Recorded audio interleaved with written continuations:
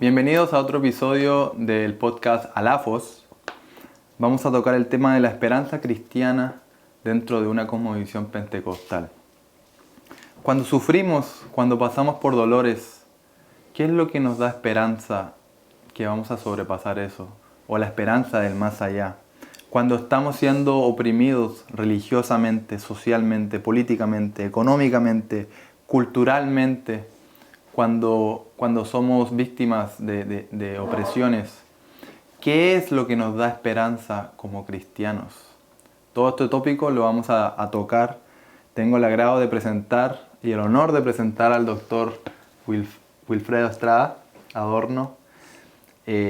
Cuéntenos acerca de su carrera. Él es el director de la Universidad de Unilimi, Universidad de Liderazgo y Ministerio. Así que lo presento con todo el honor y cuéntenos, doctor. Gracias por estar contigo en esta experiencia tan singular. Compartir esta experiencia con tu público, la gente que te sigue día tras día, es un enorme privilegio. El Señor me ha dado la gracia de, por más de 60 años, ser ministro del Evangelio de una iglesia pentecostal. Puerto Rico es mi lugar de nacimiento, donde me crié. Salí muy joven a Estados Unidos a estudiar a la universidad de mi iglesia. Hoy se llama Lee University, en aquel entonces se llamaba Lee Bible College. Y allí hice mis estudios iniciales. Luego terminé en la Universidad de Puerto Rico mi bachillerato en sociología y trabajé en mi proyecto de estudios graduados en la Universidad de Emory en Atlanta, Georgia. Pero la mayor parte de mi ministerio se ha desarrollado en Latinoamérica, en Puerto Rico, algunos lugares en Estados Unidos.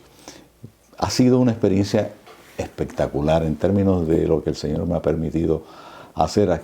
Hoy dirijo la Universidad de Liderazgo y Ministerio y el Instituto de Liderazgo y Ministerio de la Iglesia Aliento de Vida. Es un enorme privilegio trabajar con estudiantes de Estados Unidos, latinos, de toda Centroamérica, de muchos lugares en Sudamérica, y proyectar para ellos qué es un ministerio para llevar esperanza a los lugares donde no hay esperanza.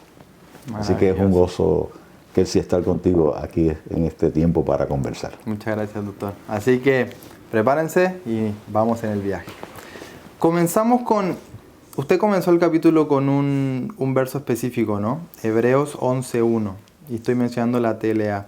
Confiar en Dios es estar totalmente seguro de que uno va a recibir lo que espera. Es estar convencido de que algo existe aun cuando no se puede ver. Compártanos un poco acerca de su experiencia de vida en base a este texto, cultural, religiosa, económica y políticamente. Este es un texto muy interesante en la epístola a los Hebreos. Es posiblemente una de las pocas veces donde el escritor a los Hebreos define lo que es fe. Esa fe de que expresa confianza, porque la vida cristiana para el escritor a los Hebreos es un viaje cotidiano, un viaje que enfrenta las realidades duras de la vida, porque la vida tiene realmente momentos de mucha incertidumbre, y a veces uno quisiera decir que no existe ese proceso de incertidumbre y empieza a pensar que la vida toda es una alegría, es un gozo y es una victoria, pero hay momentos de lágrimas, hay momentos de dolor, hay momentos de desesperanza, hay momentos en que uno quisiera saber cuál es el próximo paso, pero uno no sabe cuál es el próximo paso.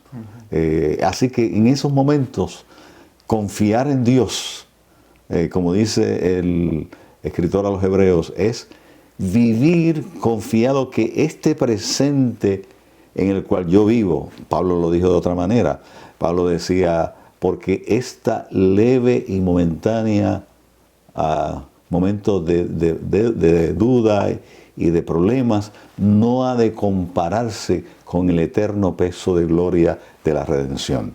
Así que nosotros vivimos, a veces lo digo de esta manera, en un aquí y ahora.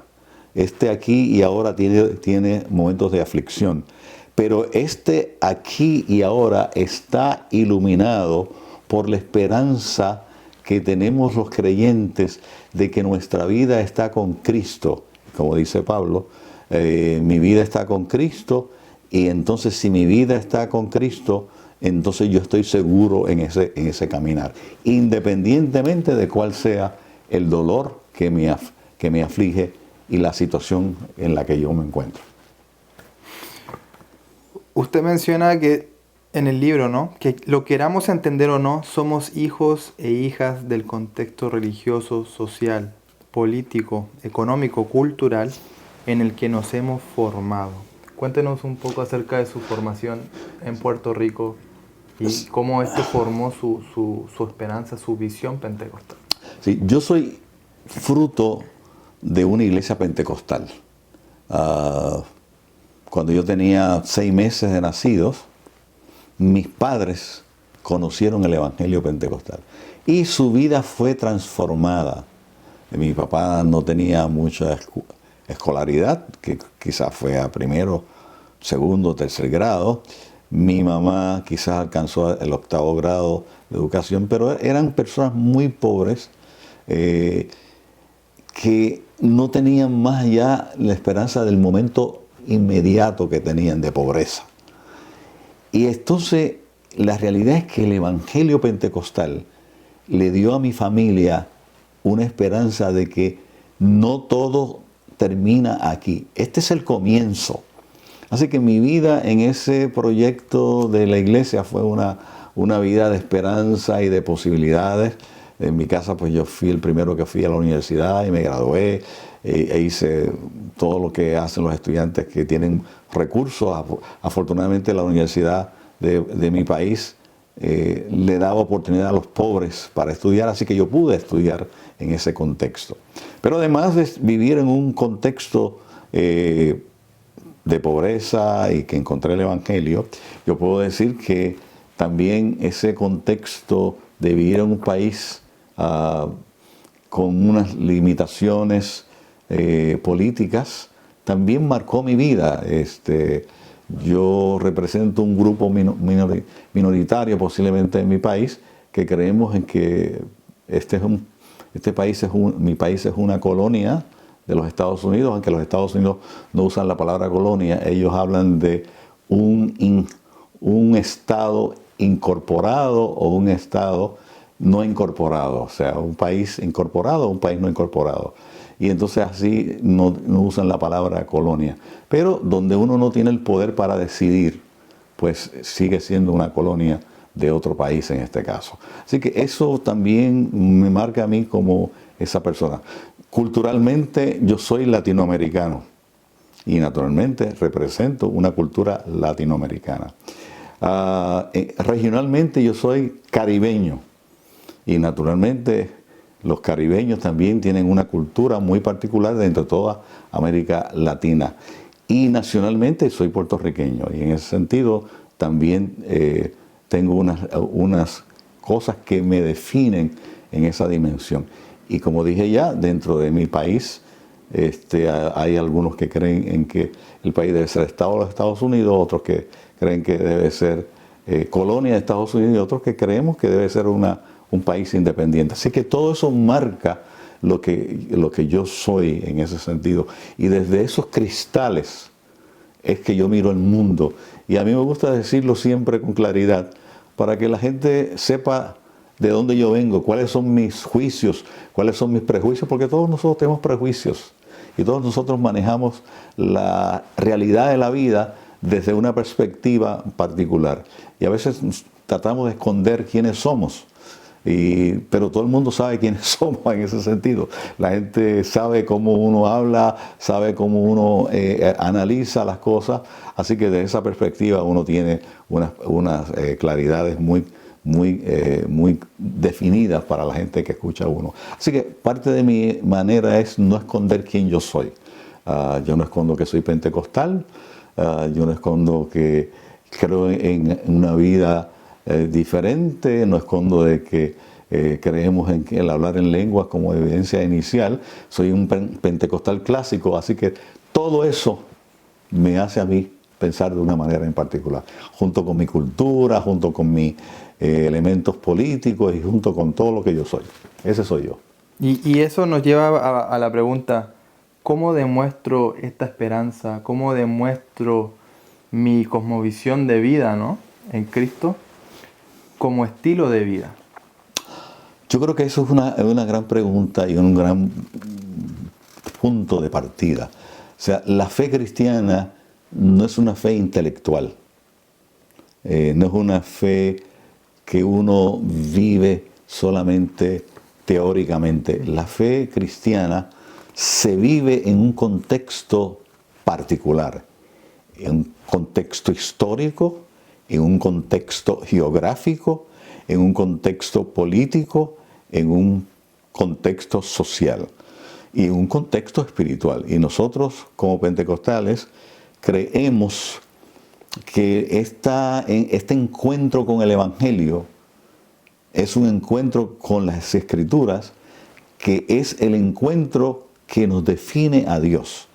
Y nosotros hablamos de encontrarnos con Dios, el Padre, hablamos de encontrarnos con Dios, el Hijo, y hablamos de encontrarnos con Dios, el Espíritu Santo. Y cómo ese encuentro nos hace vivir una dimensión de lo que es el reino de Dios. Jesucristo hablaba, el reino de Dios entre vosotros está. Y entonces ese reino nos ofrece en este contexto en particular. Yo estoy en este momento en la ciudad de New York. No es lo mismo vivir en New York que vivir, por ejemplo, en la Florida, que vivir en California, o que vivir en Texas, o que vivir en cualquier país latinoamericano, o que vivir en Europa. Hay una manera de ser de esta ciudad que es muy particular de esta ciudad. Así que si yo soy un creyente en este lugar, de alguna manera mi vida, mi manera de vivir el Evangelio tiene que darle un mensaje a esta sociedad particular. Lo mismo ocurre si viviera, bueno, en este caso yo vivo en Puerto Rico, en San Juan, Puerto Rico, en Trujillo Alto, que es un lugar muy cercano a San Juan, y la vida allí se da desde otra perspectiva. Pero el contenido del Evangelio para vivir la vida y amar a aquellas personas que son difíciles de amar, relacionarme con aquellas personas que son difíciles de relacionarme con ellas, y a veces yo más difícil para ellos en ese sentido, porque uno tiene que mirarse en esa dimensión uno. Así que vivir el Evangelio es vivir perdonando a la gente, es vivir anunciándole con amor a la gente que vale la pena seguir a Cristo. Es hacer lo que es tomar y hacer lo que la ética cristiana nos invita a hacer, que es diferente a lo que la gente comúnmente hace. Me parece que era interesante escuchar en la proclamación de la graduación de la universidad nuestra el 12 de julio al predicador hablar sobre esto es lo que ustedes han estudiado por 4 años o 5 años, pero esto hay que traducirlo a un estilo de vida. Y ese estilo de vida, decía el profesor Dearborn, hay que conectarlo, todo lo que estudiaste, con una toalla. La toalla es símbolo de servicio. Y vas a servirle al que te traiciona. Y vas a servirle al que te niega. Y vas a servirle al que no quiere servirle porque no es la persona que te agrada. Pero esa es la transformación para mí fundamental de este poderoso evangelio. Wow. Lo hablábamos con el pastor de la Garza hace poco también acerca de hay que aceptar el hecho de que el servicio es para todos. Sí. No solamente para el que te cae bien. Exacto. No solamente para el que te tira flores, como dicen por ahí. Así es. Es para todos. Y Jesús lo sabía y Jesús marcó ese ejemplo. Exacto. Así que, ¿cómo vemos el término de los puntos de vista en cuanto a la venida de Jesús? la segunda venida. Una como el rapto de la iglesia y la segunda como la segunda venida de Jesús. La iglesia pentecostal, a través de la historia, ha manejado el concepto de la escatológico, esperanza, más como una ausencia.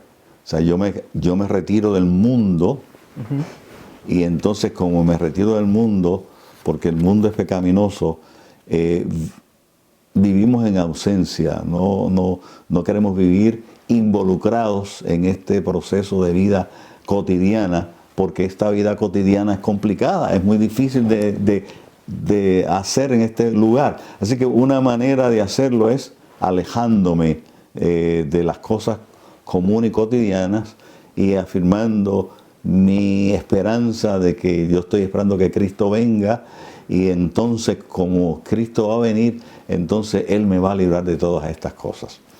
A mí me encanta la visión sobre este particular de Lucas en el libro de los Hechos.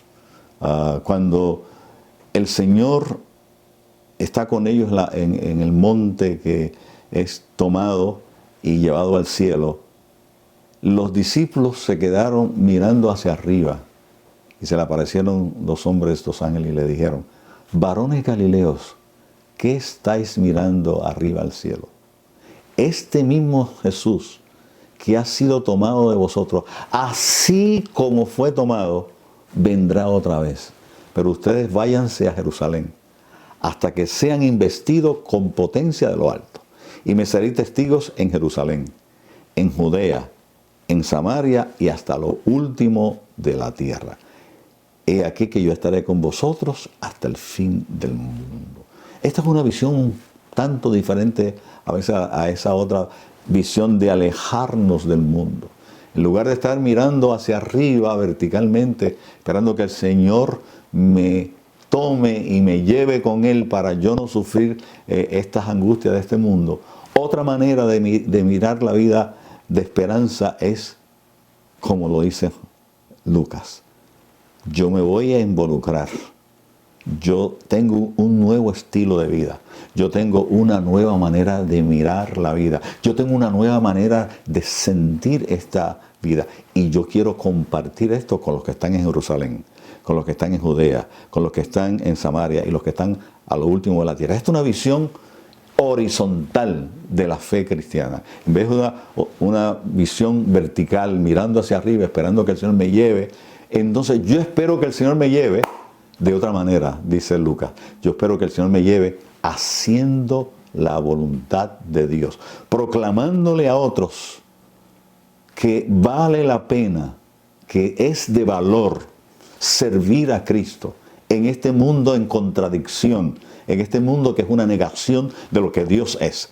Pero yo voy a vivir esta vida aquí, en este lugar, en esta fe, usando el mismo verso que usamos al principio de esta discusión, en esta fe, como dice el escritor a los Hebreos, porque la fe me ayuda a entender lo que yo vivo, y entonces yo quiero trasladar mi futuro y vivirlo en el presente, no como un elemento final, sino como un adelanto de esa gran bendición que yo voy a tener. Y entonces, en lugar de esperar a verla al final, entonces yo comienzo a vivirla ahora en anticipación, en los milagros que se dan en la iglesia, en los testimonios que se dan en la iglesia, en el gozo del Señor que se da en la iglesia en medio de las dificultades, en todo lo que ocurre en lo que es nuestra vida actual. Hay señales de que Dios está con nosotros. Y si Dios está con nosotros, yo quiero aprender a vivir esta vida aquí, con esa dimensión extraordinaria de que mientras me muevo horizontalmente, espero al Señor, y yo estoy convencido que el Señor vendrá otra vez, y yo estoy convencido de que Cristo viene, yo estoy convencido de que vamos a estar con Él, y yo estoy convencido de lo que dice ese texto de Apocalipsis, que la ciudad descenderá del cielo.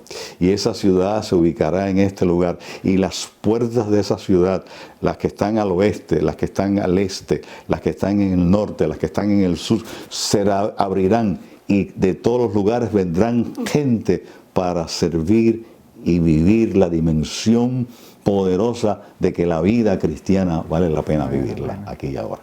Amén. Como quien dice, viajemos juntos al futuro para explicar nuestro presente. Exactamente. Viajando a través del futuro, tenemos esa esperanza que vivimos en el presente como cristianos. Como cristianos. Y eso es lo que nos lleva a sobrepasar los dolores, a sobrepasar los sufrimientos y sobre todo a sobrepasar eventos que muchas veces no podemos explicar. Exacto. Entonces, importantísimo. El Evangelio sempiterno y el Evangelio del Reino. Número 1, el Evangelio completo. 2, las lluvias tardías. 3, la fe apostólica. Y 4, la pentecostal.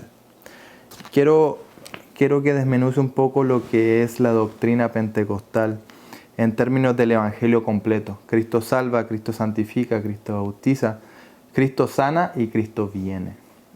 No hay duda de que una de las cosas fundamentales que tenemos nosotros con relación a el Evangelio sempiterno, el Evangelio del Reino de Dios, es que es un Evangelio cristocéntrico. O sea, no es un Evangelio solamente carismático, sino que tiene su fundamento en la acción de Jesucristo, que el Espíritu Santo le hace que nosotros la podamos vivir en nuestro momento histórico. Así que por eso hablamos de que Cristo salva. La salvación es fundamental y la salvación es obra de Dios, del Dios Trino. O sea, no hay una sola obra donde actúe el Padre que no actúe el Hijo y que no actúe el Espíritu Santo. No hay duda de que yo soy trinitario en ese sentido, así que yo lo pongo al frente rapidito, como he dicho siempre, para que la gente sepa de dónde yo vengo. Yo creo en la Trinidad, así que por consiguiente la acción que estamos teniendo constantemente es una acción de Dios el Padre, de Dios el Hijo y del Espíritu Santo. Así que Cristo salva, y el proceso de salvación lo organizó precisamente Dios, el Dios Trino, porque el pecado del hombre no tomó a Dios por sorpresa. Y desde el mismo principio el Señor organizó un proceso de redención. Dios bajaba a conversar con el hombre, dice Génesis, todas las tardes. Al atardecer conversaba con la pareja que puso en el huerto del Edén. Y un día Dios vino y llamó a Abraham: ¿Dónde estás tú? Y no recibió respuesta inmediata. Y volvió y llamó. Y entonces el hombre le contesta: tuve miedo y me escondí. Y la relación con Dios no puede ser una relación de miedo. Tiene que ser una relación de amor, de encuentro, de manejar la situación con alegría y con gozo. Ustedes se pueden imaginar esa imagen de el Señor conversando todas las tardes con la pareja que había puesto en el Edén y que le había dado órdenes específicas sobre qué debían hacer y qué no debían hacer. Y mientras estuvieron allí en ese proceso, el Señor estuvo con ellos. Un momento dado, cuando el Señor le preguntó: ¿quién te dijo que tuve miedo porque estaba desnudo? ¿Y quién te dijo que estabas desnudo? Es la pregunta que le hace el Señor, para ubicar al hombre en esa dimensión. El Señor pudo haberlos rechazado en ese momento, pero Dios no rechazó al hombre, ni a la mujer. Dios hizo todo lo posible por ofrecerle un camino de redención desde ese momento en particular. A la mujer le dijo que daría a luz con dolor, pero no le impidió que concibiera. Así que yo veo esto como un elemento de gracia. Un elemento de gracia porque el Señor sigue dándole hijos. Y la sigue, y no solamente le dio hijos, sino le dio la promesa de que su simiente heriría en la cabeza a la simiente de la serpiente. Así que aquí hay una promesa extraordinaria de esperanza hacia el futuro. Al hombre le dijo, tú vas a labrar la tierra con dolor y con fuerza y vas a sudar y qué sé yo. Pero yo le veo un elemento de misericordia y de redención, porque pudo haberle dicho, la tierra no te va a producir. Vas a hacer trabajo forzoso, pero la tierra te va a producir. Así que hay un elemento para mí de redención en ese elemento del Señor. A la serpiente sí hubo un juicio sobre ella, claro y preciso. Y luego saca al hombre y a la mujer del huerto del Edén para que no alarguen su mano y coman de la fruta prohibida y el árbol de la vida y coman, y entonces cuando coman del árbol de la vida se queden irredentos para el resto de su vida, porque si hubieran comido del árbol de la vida hubieran alcanzado la redención en pecado, la vida eterna en pecado, y entonces ya no hubieran sido redimidos. Pero el Señor tiene tanta misericordia que impide que toquen, porque lo iban a comer esa fruta. Y ese elemento lo encontramos luego al final del libro en Apocalipsis, donde el Señor invita a que comamos del árbol de la vida, pero ya en una redención maravillosa donde la vida se da. Así que Cristo salva, Cristo santifica, no porque nosotros seamos santos, sino porque Dios es santo y porque el Espíritu Santo está en medio de la iglesia y porque la comunión de la iglesia hace que el gozo del Señor y la presencia del Señor esté en ese lugar.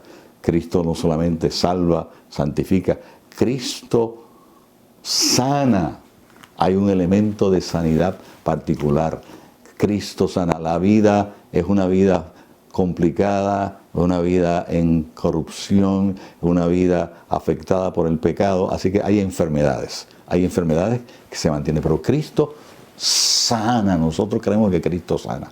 Lo cuarto que queremos afirmar es que Cristo bautiza con su Espíritu Santo. La iglesia es una comunidad carismática.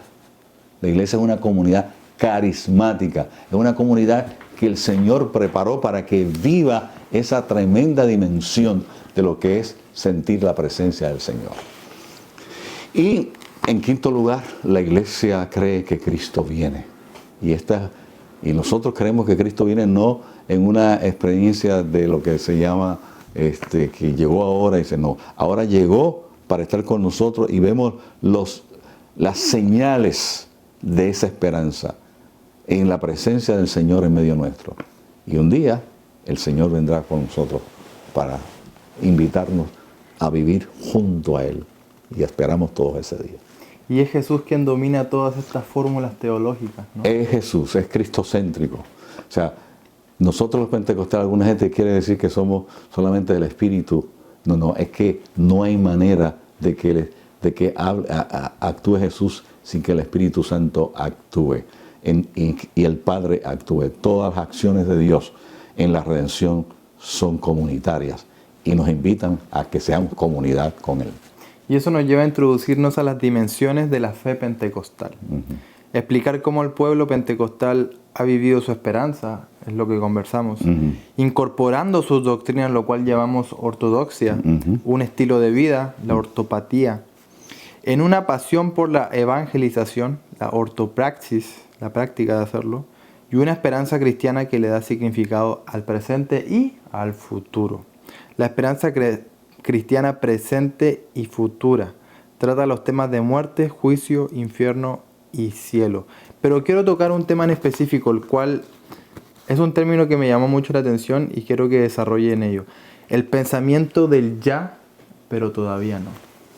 Yo creo que esto es para mí es bien fundamental y es parte de lo que teólogos contemporáneos desarrollamos en términos de esta dimensión. O sea, lo decía al principio, la vida redimida no tiene que esperar al final, como se dice regularmente cuando se estudia escatología, la doctrina de las últimas cosas.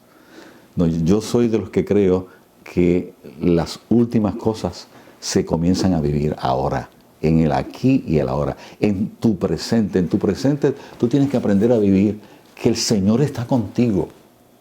Porque Él dijo, yo estaré con vosotros hasta el fin del mundo. Y dijo, yo no los voy a dejar solos. Yo les voy a enviar un consolador. Y este consolador estará con ustedes. Es necesario que yo me vaya, porque yo les he acompañado hasta este momento. Y ustedes han estado conmigo. Pero cuando yo me vaya, no se quedan solos. El Espíritu, Él os guiará a toda verdad y a toda justicia. Y le enseñará y les recordará todo lo que yo les he dicho a ustedes. Así que el Espíritu no tiene un nuevo mensaje.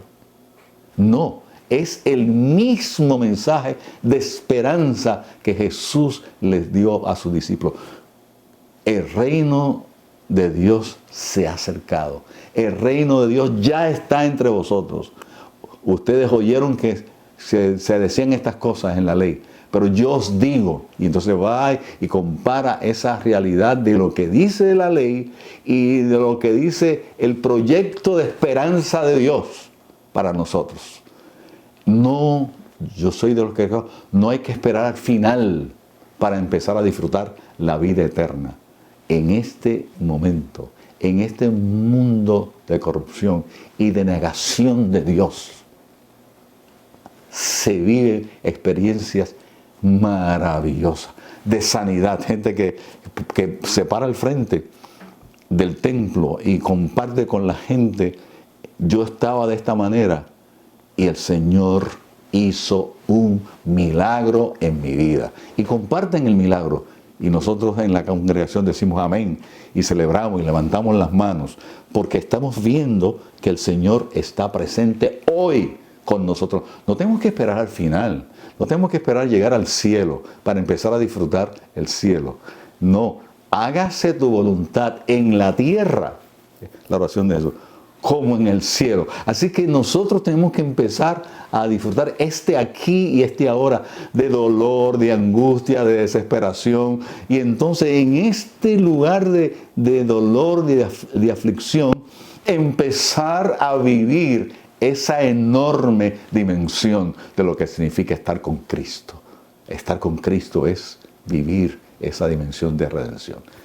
Pero no la vivimos en su totalidad. La vivimos en anticipo. La plenitud de todo este proyecto será al final, cuando estemos con Cristo y cuando la creación sea redimida, porque de eso dice Pablo, que esta creación gime con deseos indecibles, esperando ese día de la redención. Así que será un tiempo hermoso, pero ese tiempo lo empezamos en este momento. Wow. Cuéntenos acerca del término escatología socio-histórica de Jürgen Moltmann. Moltmann, que acaba de morir en estos días, un teólogo alemán que fue parte de los que estuvo en campos de concentración. Y en esos campos de concentración encontró la esperanza maravillosa del Señor. Esa experiencia sociológica de la dimensión de la escatología, lo que habla es sobre esta relación que encontramos todos los días en la vivencia, en las estructuras sociales.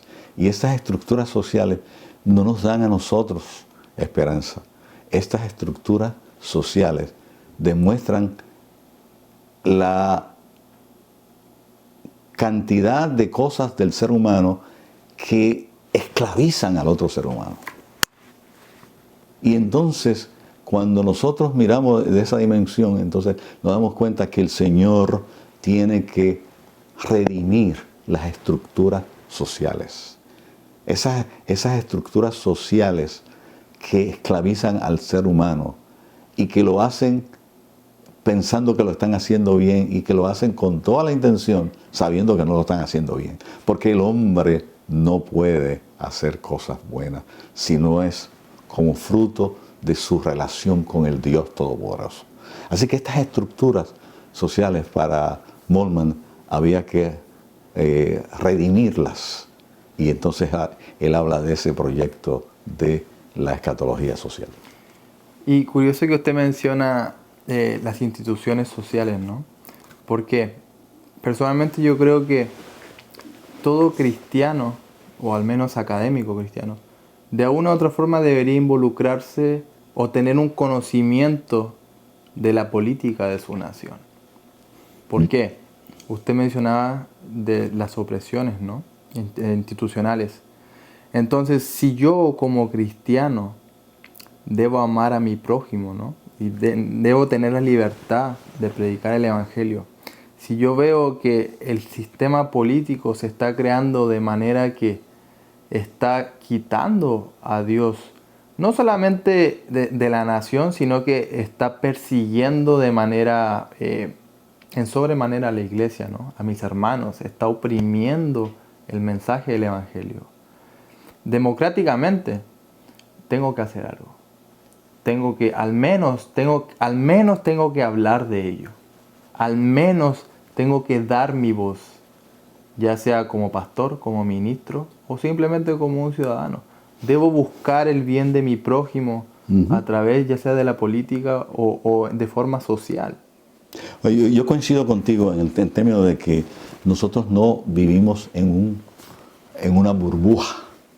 Nosotros vivimos en un contexto social, político, opresivo. Ese fue el problema que se enfrentó la iglesia en Alemania en la década del 30 con Hitler. Si favorecían a Hitler con todas las cosas que él hacía en términos de perseguir a los que no eran de su nación, a perseguir a los que eran enfermos y tenían alguna limitación física para mejorar y mantener la raza pura. Desde esa perspectiva, la iglesia se asoció con él, excepto unos grupos, y entre esos estaba Karl Barth, estaban otros, Bonhoeffer también. Bonhoeffer como líder de la iglesia, que dice, no, nosotros tenemos que decirle a este hombre que no puede ser de esa manera. Y se involucraron en un servicio que les costó la vida. A Bonhoeffer lo colgaron en el 1946, me parece que fue, 45-46.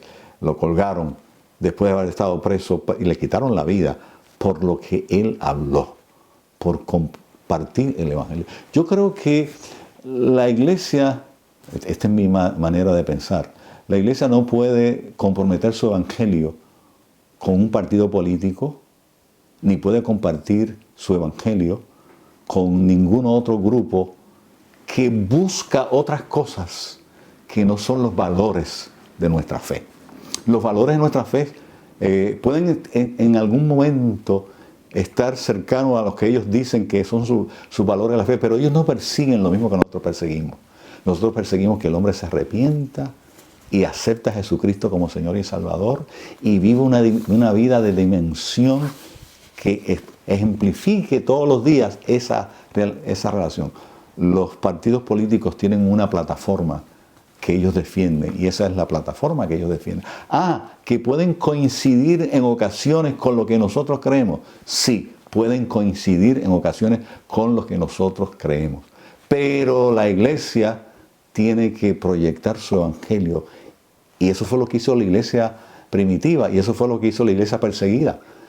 Cuando decían César es el Señor, ellos decían no, Jesucristo es el Señor.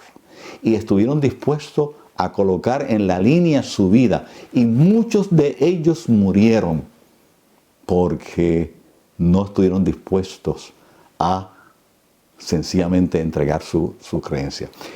Y cuando se hizo el primer concilio ecuménico, en el 325 se llamó el concilio de Nicea, citado o convocado por el César de ese entonces, Constantino, el emperador Constantino, muchos de los que fueron a ese concilio de Nicea, algunos hablan de 218 participantes, otros hablan de un grupo mayor que eso, independiente de cuántos fueran.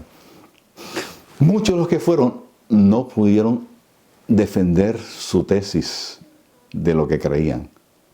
No podían hablar. No podían hablar porque estaban impedidos de hablar. No podían hablar porque no tenían lengua. Por su fe le habían cortado la lengua para que no hablaran de su fe.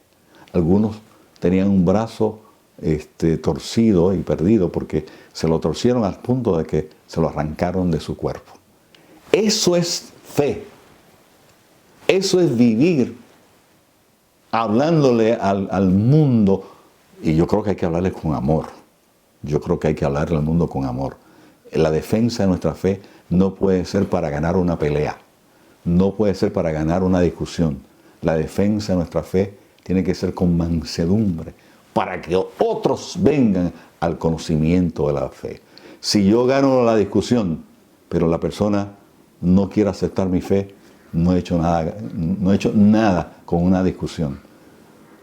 La intención de la defensa de la fe es que la gente acepte a Jesucristo como Señor y Salvador. Y esa es una decisión personal, no es obligatoria. El Señor llamó a los discípulos a que lo siguieran, pero no los esperó, no se sentó a esperarlo. Ellos dejaron lo que tenían que dejar y siguieron a Jesús y caminaron con Él. Así que Jesús no le impuso una ley para que tuvieran que ser cristianos. Y a veces nosotros pensamos que tenemos que establecer leyes para que la gente sea cristiana. No. Hay que proclamar el Evangelio, hay que vivir el Evangelio y hay que invitar a la gente a seguir este Evangelio. Y nos da una perspectiva, ¿no?, de la esperanza cristiana que tenían la iglesia primitiva. Sí. Porque uno, en nuestros tiempos, vivimos a veces tan cómodos que no nos podemos explicar a nosotros mismos cómo estos cristianos corrían a los dientes de esos leones. Cómo estos cristianos estaban dispuestos a morir quemados vivos, pero no negar a su Señor. ¿Por qué? Porque ellos sabían lo que había más allá. Ellos entendieron lo que había más allá. Y usted mencionaba Apocalipsis hace rato, ¿no? Y estudiando acerca de el estilo literario de las escrituras, ¿no? Estaba viendo que habían dos en el tiempo helenístico, ¿no? Se marcaba la tragedia y la comedia. Entonces, la Biblia en general comienza con una boda y termina con una boda, con la boda del Cordero.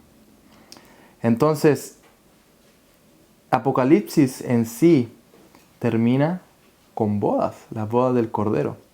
Entonces, estaba estudiando acerca de que las comedias siempre terminan con una boda, en todos los escritos helenísticos, lo cual significa celebración. Entonces, tan solo al entender eso, podemos comprender que estas personas entendían que esto era una comedia. En el sentido de que no era algo chistoso, pero sino que era algo esperanzador porque termina con gloria, termina con disfrute. Y eso nos lleva a entender, ¿no? Porque muchas personas a través de la historia han demonizado el Apocalipsis como algo temeroso. Y usted lo dijo hace rato, no se puede servir al Señor con miedo, con temor. Una cosa no va con la otra.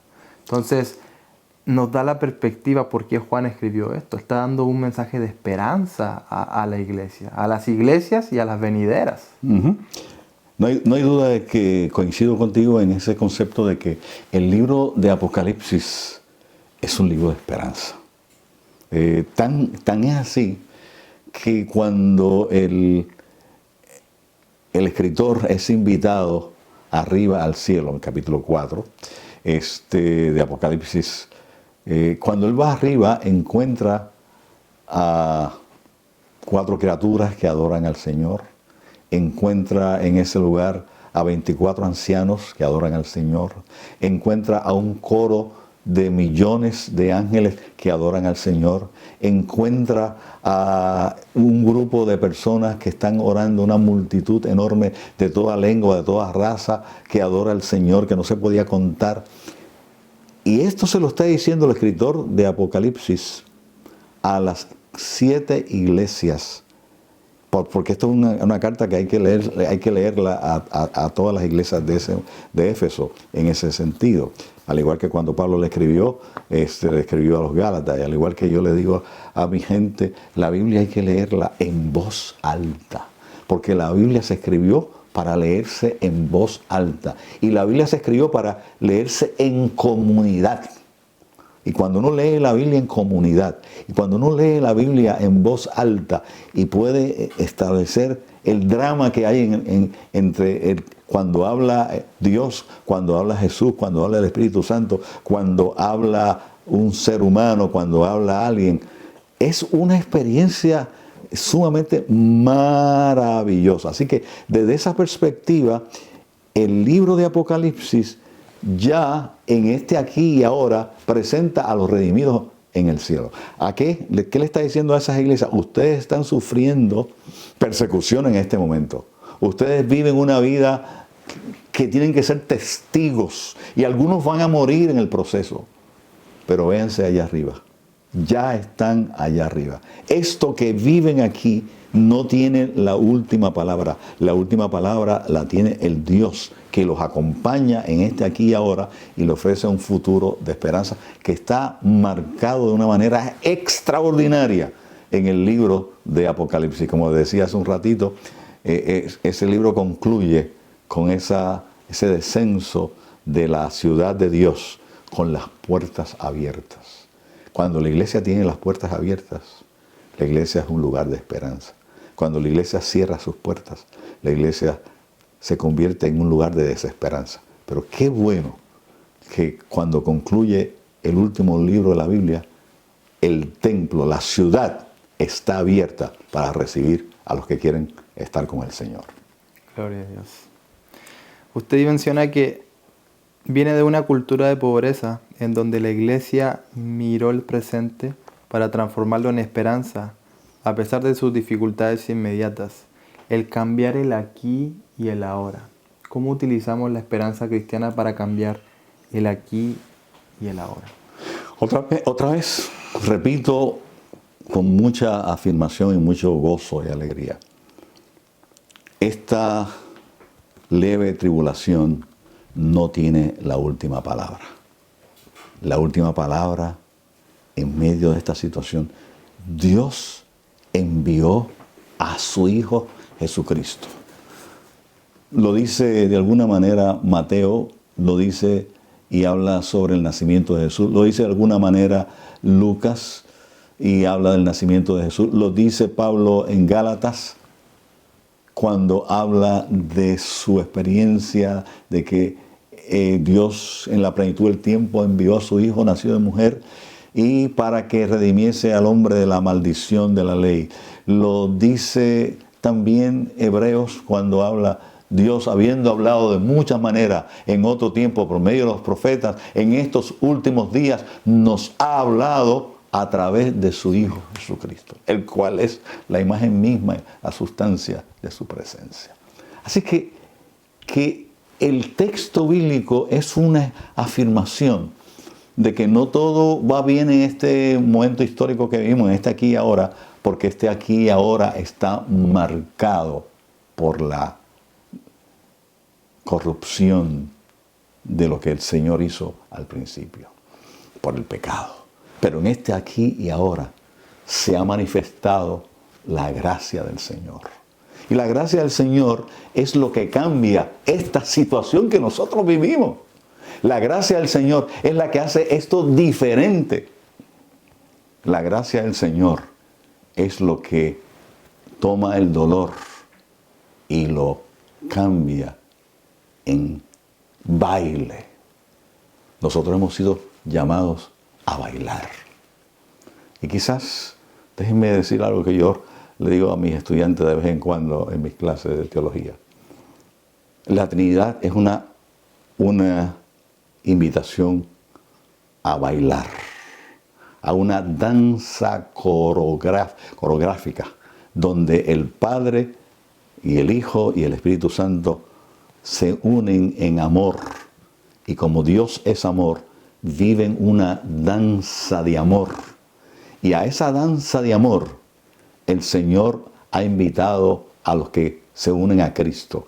Y entonces nos une a que bailemos la danza de Dios. Y esa danza de Dios la bailamos junto con el otro hermano, el que es diferente a nosotros, el que nosotros a veces no queremos que esté al lado nuestro, sentado al lado nuestro. Pero ese es el trasfondo fundamental de esta esperanza en este aquí y ahora, que Dios llegó a nuestro dolor y entonces Jesucristo, dice Juan, vivió entre nosotros, hizo tabernáculo, se mudó al barrio, se mudó a nuestra situación, se mudó a el lugar donde vivimos y plantó su casa con nosotros. Si Dios está con nosotros, y eso es lo que es Emmanuel, Dios con nosotros. Si Dios está con nosotros, este aquí y ahora tiene que ser una experiencia de celebración. Y nosotros hemos vivido esa experiencia de celebración en nuestra vida. Iniciamos el día orando y le damos gracias al Señor. Salimos de la casa orando y le damos gracias al Señor. Nos acostamos y oramos, leemos la palabra. Hay un elemento de que esto que está aquí y ahora está organizado y afectado a través de la presencia de Dios en nuestra vida. Por eso está aquí y ahora, para mí es un lugar de esperanza que nos dice que si estamos disfrutando en medio de esta situación tan crítica, entonces el final será un final donde no habrá llanto, donde no habrá lloro, donde no habrá crujir de dientes, donde habrá solo presencia del Dios de la gloria. La esperanza transforma e ilumina nuestro presente, como usted lo mencionaba. David Bevington dice que las características del sistema de vivencias son el biblicismo, el crucentrismo, el conversionismo y el activismo. ¿Cómo podemos desmenuzar un poco estos términos? El crucifismo habla un poco sobre que la teología de la cruz, del dolor, del sufrimiento. Y entonces nosotros nos centramos en el dolor. La iglesia no puede vivir una esperanza centrada en el dolor. Nosotros no podemos arrancar el culto diciendo todo anda mal, todo está muy... Ser pesimista no es lo que el Señor nos llama a hacer. No es una cruz que pesa. La cruz del cristiano tiene que ser una cruz de gloria, una cruz de alegría. Yo siento gozo en medio de mi tribulación porque siento que el Señor, si no ha transformado mi dolor en baile, en algún momento yo creo que va a transformar mi dolor en baile. Y en ese sentido me parece que ese elemento es fundamental entenderlo de esa dimensión. Las otras tres...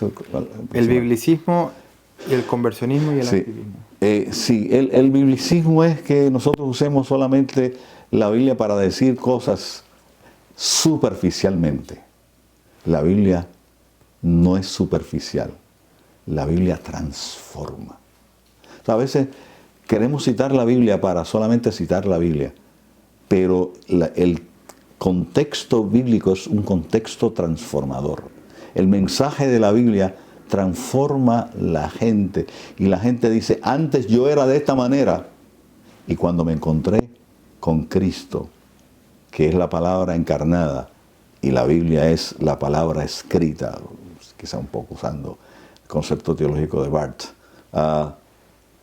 esa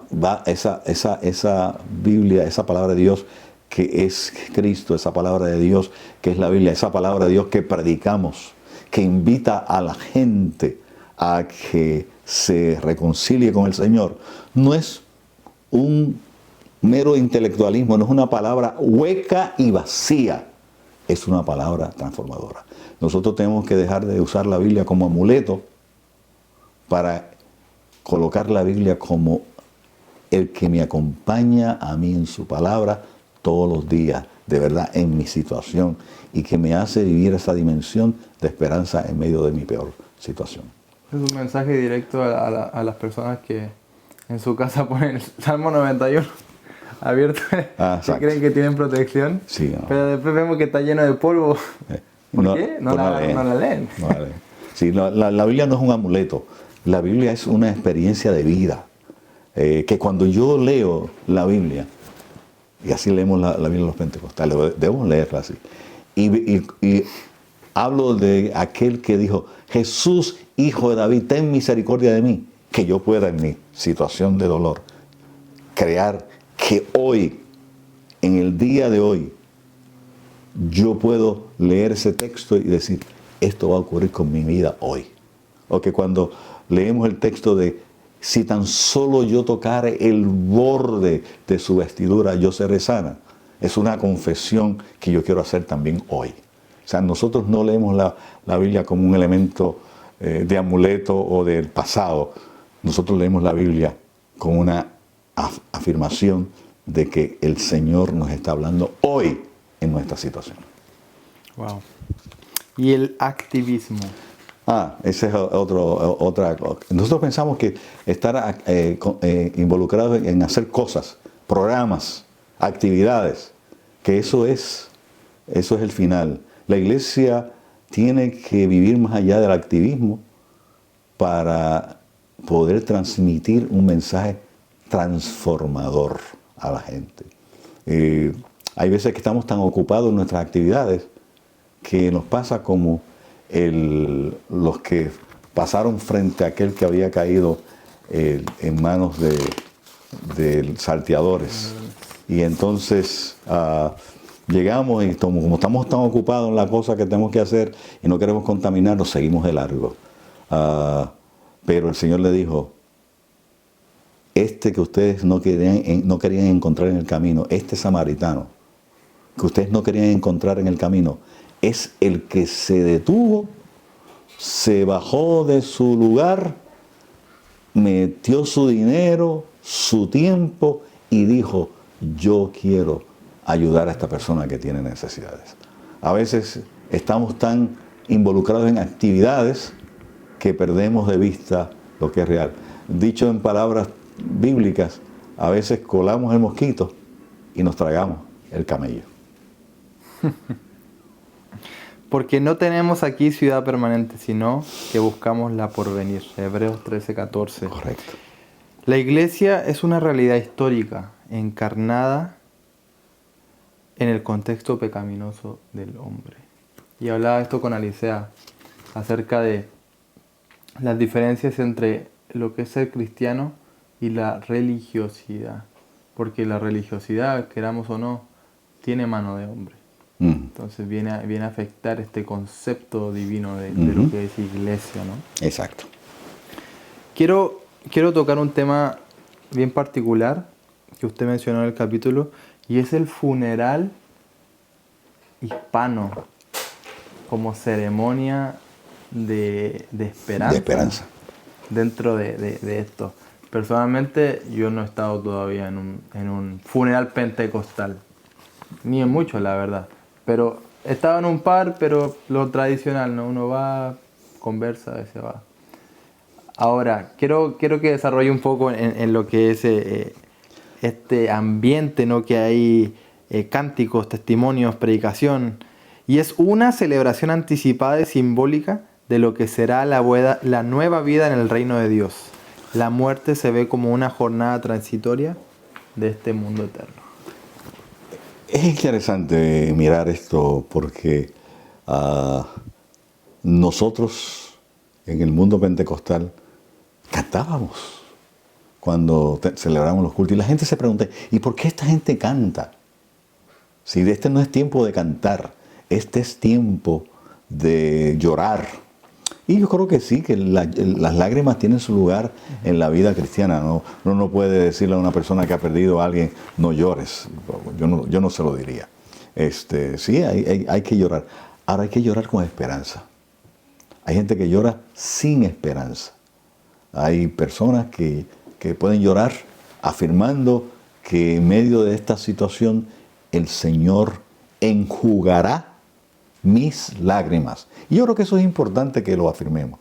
En un funeral pentecostal hay cánticos, hay oración, afirmando lo sobrenatural, afirmando mi dependencia aún en este momento en la vida. Porque nosotros creemos lo que dijo Jesucristo, lo que le dijo Jesucristo a Marta en aquel momento cuando ella salió de la casa después de la muerte de su hermano y que Jesús estaba cerca. Si tú hubieras estado aquí, mi hermano no hubiera muerto. Y Jesús le contestó, no es que Él va a resucitar. Sí, pero eso va a ser cuando llegue el tiempo de resucitar. Y Él contesta a Jesús, a Marta, yo soy la resurrección y la vida. El que cree en mí, aunque esté muerto, vivirá. Es una afirmación teológica y de fe, pero es una asignación, es una afirmación sólida de cómo nosotros interpretar que en Jesús, aunque hayamos partido de este mundo, tenemos esperanza. Que no se va a quedar. Y eso es una afirmación extraordinaria del mundo evangélico y del mundo pentecostal sobre todo. De que aquí no terminó todo. No terminó todo en este momento. Sencillamente, este es el comienzo de una vida extraordinaria y maravillosa. ¿Crees esto? Le dice Jesús otra vez a Marta. Y él dice, sí, yo lo creo. Pero lo que estoy tratando de decir con esto es que en esta afirmación de la oración se está señalando que nosotros creemos en esa presencia del Señor, aún en el momento más difícil, no en el problema de enfermedad, no en el problema de angustia, no en el problema de que no tengo recursos humanos y económicos para atender esta situación, sino en el momento cuando todo se esfuma. Supuestamente se acabó la vida. Jesucristo dijo, para los que creen en Él, yo soy la resurrección y la vida. El que cree en mí, aunque esté muerto, vivirá. Me parece que eso es un elemento fundamental. ¿Qué más hacemos en un funeral pentecostal? Damos testimonio de esa persona. Y a veces son testimonios jocosos. Y qué bueno que se puede uno reír y la gente se ríe en medio del dolor. No todo el mundo puede reírse en medio del dolor. Los pentecostales, cuando hablamos de una persona que murió y hablamos de esa persona que murió, decimos cosas sobre él. Nos reímos, aun cuando está ahí de cuerpo presente. Pero esa es parte de esa afirmación. Lo cuarto que ocurre en una ceremonia pentecostal es la predicación. Y la predicación es una afirmación poderosa de que el Señor tiene vida. Esa predicación invita a los que están presentes ahí a que hagan como hizo aquel que está allí. Y se invita a conocer al Señor y a decirle a la gente, la mejor manera de tú enfrentar el resto de tu vida es hacer como Él hizo. Y se invita a una experiencia de conversión. Eso para mí es fundamental en lo que es la ceremonia de un funeral. Se ora, se canta, se predica, se testifica, que son elementos básicos de todo lo que es la fe pentecostal. Aún en el momento de la muerte no se elimina todo lo que es la liturgia pentecostal. Oración, testimonio, predicación y cánticos. Me parece que es extraordinario.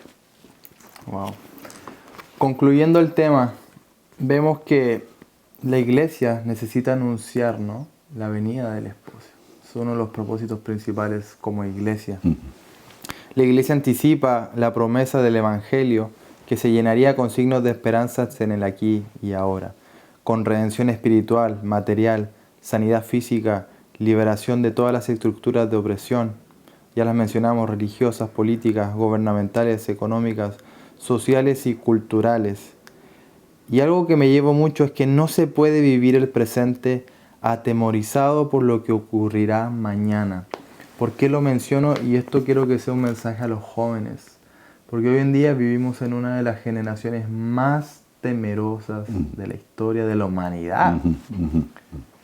Tenemos tantos recursos para surgir, tantos recursos de sanidad física, ¿no? Tenemos hospitales, tenemos universidades, tenemos escuelas, tenemos iglesias por todas partes, pero de alguna manera se ha visto que la sociedad le ha dado la espalda a Dios, y eso se ve reflejado en los jóvenes. Los jóvenes están con pavor, con un temor del futuro. Primero que todo, con estos activistas del cambio climático. Tienen un temor de que el mundo se va a acabar, y se va a acabar ya. El mundo se va a acabar. Tienen miedo del clima, tienen miedo de sus estudios, de los trabajos que van a tener. Tienen miedo a la incertidumbre del futuro. Tienen miedo al matrimonio. Tienen miedo a tener hijos. ¿Cómo voy a traer hijos a este mundo tan malo? El optimismo que la esperanza de Dios nos da se ha evaporado, se ha esfumado. Y creo que ese es un mensaje directamente a los jóvenes, a las generaciones. Y se ve el declive social, el declive nacional. Y creo que eso es algo importante. No se puede vivir en el presente con temor acerca del futuro. Y eso es algo que esta esperanza cristiana nos da. Muchas veces la gente no lo va a aceptar, nos va a decir, bueno, ustedes son unos locos, ustedes son unos fanáticos, pero ¿lo han experimentado? Nosotros predicamos lo que experimentamos, y es importante transmitir eso como iglesia, como ministros también, ¿no? Me parece que Kelsey, es muy importante este elemento de cómo nosotros compartimos lo que tenemos a la próxima generación. No hay duda de que no se puede vivir con miedo. El que vive con miedo no puede disfrutar la vida del presente. No puede salir ni de su casa. Si usted está pensando que va a tener un accidente tan pronto sale de su casa, pues no sale de su casa. Si piensa que se va a enfermar, no sale de su casa. Pero me parece a mí que es fundamental que la iglesia pueda transmitir, y esto no se transmite intelectualmente, esto no se transmite por conceptos, esto se transmite por la vivencia diaria de una vida de confianza en el Señor. Si hay algo que yo quisiera compartir con mi gente, con mis hermanos, mis hermanas y los jóvenes, es vivamos en esperanza, seguros de que estamos en las manos del Señor. O sea, la iglesia que vive segura, esa fue la iglesia del Nuevo Testamento, esa fue la iglesia perseguida, esa ha sido la iglesia de la historia.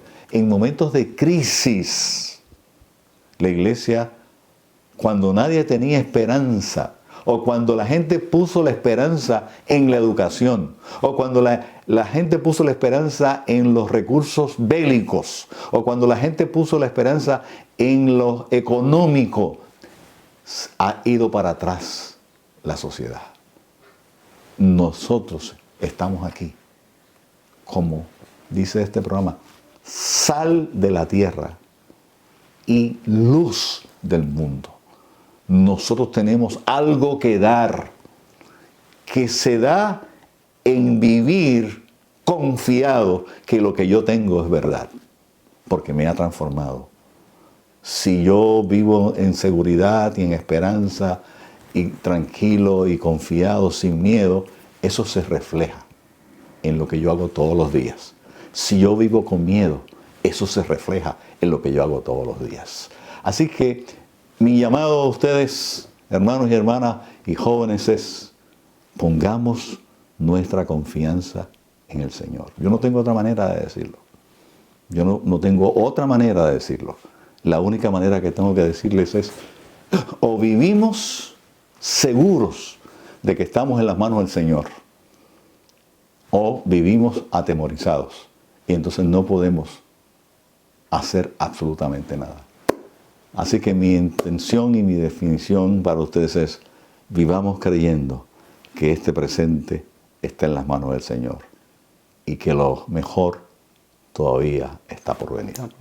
Con Cristo estoy juntamente crucificado, y ya no vivo yo, mas vive Cristo en mí. Y lo que ahora vivo en la carne, lo vivo en la fe del Hijo de Dios, el cual me llamó y se entregó a sí mismo por mí. Usted culmina este capítulo diciendo: como el vidente de la isla de Patmos, debemos decir: ven, Señor Jesús. Ven, Señor Jesús. Gloria a Dios. Así que muchísimas gracias, doctor Estrada. Es un honor tenerle en nuestro estudio casa. Sí, para mí ha sido un enorme privilegio estar contigo aquí y ver lo que estás haciendo para alcanzar gente que necesita. Esto es una manera diferente de proclamar el Evangelio. Esto es una manera de estar con la gente donde la gente está en las redes. Los jóvenes están en las redes sociales, en diferentes lugares. Así que tú estás haciendo un proyecto de alcanzar gente que otros no podemos alcanzar. Déjame decirlo de esta manera. Hace muchos años yo desarrollé un proyecto con un pelotero de Grandes Ligas que se llamaba Carlos Baerga. Estaba con los Indios de Cleveland. Después hice un proyecto con Bernie Williams, que era de los Yankees de New York, para entregarles a ellos la oportunidad de compartir cosas. Entonces, yo entendí que yo no podía estar donde estaban ellos. Por ejemplo, me decía Carlos Baerga: yo tengo un viaje de New York a California para jugar con mi equipo. Yo grabé el culto de mi iglesia y me llevo a los peloteros que quieran a que escuchen el culto de mi iglesia. Yo no tengo ese privilegio de viajar con gente como esa. Así es que él tenía ese privilegio de hacerlo. Una vez yo hice un proyecto con un cantante de salsa que se convirtió al Evangelio. Una pareja, Richie Ray y Bobby Cruz, cantantes. Ellos lograron ir a lugares que yo no podía ir. Y eso es parte de lo que ustedes están haciendo. No solamente tú, sino también tu esposa. Ustedes están utilizando métodos alternos, modernos, para proclamar este evangelio maravilloso. Y que surja de este lugar, todavía nosotros no tenemos ni la mínima idea de qué puede hacer el Señor con ustedes. Así que yo los felicito por este proyecto. Muchísimas gracias. Así que gracias por escucharnos. Hablamos específicamente del último capítulo de cierre del primer libro de la editorial Unilime, ¿verdad? El primero. Bueno, primero. Teología Pentecostal Latinoamericana. Una perspectiva wesleyana de verdades reveladas. Editado por el doctor Estrada. Así que les exhorto a conseguirlo. Hay mucho contenido teológico, pentecostal y práctico sobre todo. Cómo practicar nuestra fe. Exacto. Como ministros, y si no eres un creyente todavía, te invito a estudiarlo, a leerlo y a ver qué opinas acerca de esto. Quizás esto es un llamado del Señor para ti. Así que muchísimas gracias por escucharnos y Dios les bendiga.